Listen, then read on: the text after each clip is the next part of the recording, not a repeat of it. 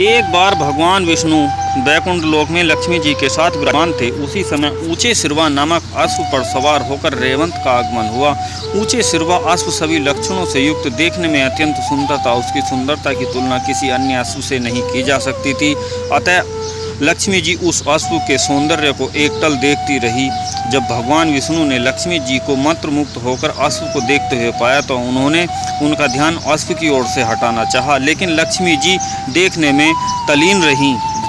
भगवान विष्णु द्वारा बार बार झंझोरने पर भी लक्ष्मी जी की तंद्रा भंग नहीं हुई। तब इसे अपनी अवहेलना समझकर भगवान विष्णु को क्रोध आ गया और खींचकर लक्ष्मी जी को शाप देते हुए कहा, तुम इस अश्व के सौंदर्य में इतनी खो गई हो कि मेरे द्वारा बार बार झंझोरने पर भी तुम्हारा ध्यान इसी में लगा रहा। अतः तुम अश्वी हो जाओ। जब लक्ष्मी जी का ध्यान भंग हुआ और श्राप का पता चला तो वे क्षमा मांगते हुए समर्पित भाव से भगवान विष्णु की वंदना करने लगी। मैं आपके वियोग में एक पल भी जीवित नहीं रह पाऊंगी, अतः आप मुझ पर कृपा करें एवं अपना श्राप वापस ले लें। तब विष्णु ने अपने श्राप में सुधार करते हुए कहा, श्राप तो पूरी तरह से वापस नहीं लिया जा सकता, लेकिन हाँ, तुम्हारे अश्व रूप में पुत्र प्रसव के बाद तुम्हें इस योनि से मुक्ति मिलेगी और तुम उन्हें मेरे पास वापस लौटोगी। भगवान विष्णु के श्राप से अश्वी बनी हुई लक्ष्मी जी यमुना और तमसा नदी के संगम पर भगवान शिव की तपस्या करने लगी। लक्ष्मी जी के तप से प्रसन्न होकर शिव पार्वती के साथ आए। उन्होंने लक्ष्मी जी से तप करने का कारण पूछा। तब लक्ष्मी जी ने अश्वी हो जाने से संबंधित सारा वृत्तांत उन्हें सुना दिया और अपने उद्धार की उनसे प्रार्थना की। तब भगवान शिव ने कहा, देवी तुम चिंता न करो, इसके लिए मैं विष्णु को समझाऊंगा कि वे अश्व रूप को धारण कर तुम्हारे साथ रमण करें और तुमसे अपने जैसा ही पुत्र उत्पन्न करें, ताकि तुम उनके पास शीघ्र वापस जा सको। भगवान शिव की बात सुनकर अश्वी रूपधारी लक्ष्मी जी को काफ़ी प्रशंसा हुई। उन्होंने यह आभास होने लगा कि अब मैं शीघ्र ही साप के संबंध से मुक्त हो जाऊंगी और श्री हरि विष्णु को प्राप्त कर लूंगी। भगवान शिव वहां से चले गए। अश्वी रूपधारी लक्ष्मी जी पुनः तपस्या में लग गईं।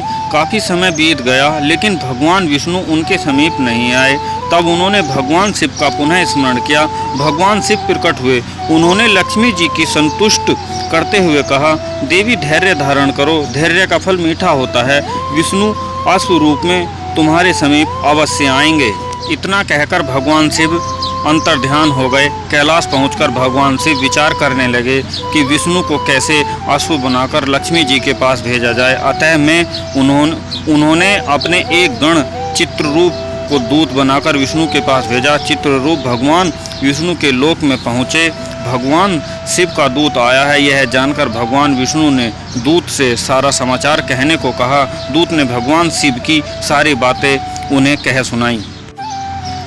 अंत में भगवान विष्णु शिव का प्रस्ताव मानकर अश्व बनने के लिए तैयार हो गए। उन्होंने अश्व का रूप धारण किया और पहुंच गए यमुना और तपसा के संगम पर, जहां लक्ष्मी जी अश्वी का रूप धारण कर तपस्या कर रही थी। भगवान विष्णु को अश्व रूप में आया देखकर अश्वी रूपधारी लक्ष्मी जी काफ़ी प्रसन्न हुई।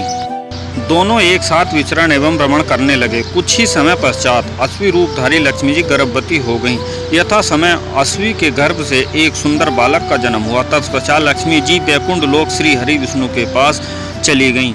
लक्ष्मी जी के जाने के बाद उस बालक के पालन पोषण की जिम्मेवारी ययाति के पुत्र तुर्वसु ने ले ली, क्योंकि वे संतानहीन थे और पुत्र प्राप्ति हेतु यज्ञ कर रहे थे। उस बालक का नाम हेहय्य रखा गया। कालांतर में हेहय्य के वंशज ही हेहय्य वंशजी कहलाए।